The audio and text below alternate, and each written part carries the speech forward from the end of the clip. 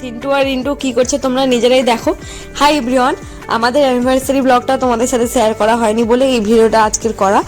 এইদিকে দেখো ডেকোরেশনের কাজ পুরো কমপ্লিট, আর এই পুরো ডেকোরেশনটা ওরা দুভাই নিজেদের হাতে করেছে।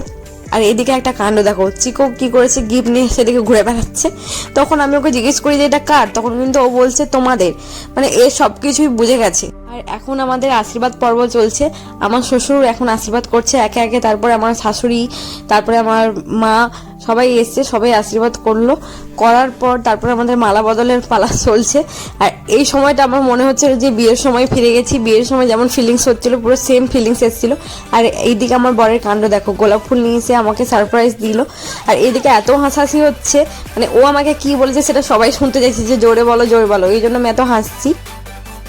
এইদিকে দেখো কেকের বক্সটা এখন খোলা চলছে, তারপরে আমাদের কেক কাটিং হবে। দেন এইদিকে স্পার্কেলটা আমার শ্বশুরমশাই জ্বালিয়ে দিল, তারপরে আমরা দুজন মিলে কেক কাটছি।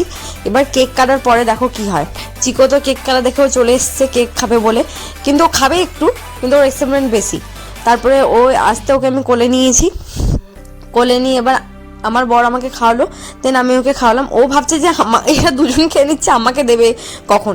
তো তারপরে আমি ওকে দেওয়ার পর ও অল্প একটু খেয়েছে, এবং ওর মামা যখন ওকে দিতে চায় ও সেটা মানে খেতে চাইছে না। এবার গিফটের পালা।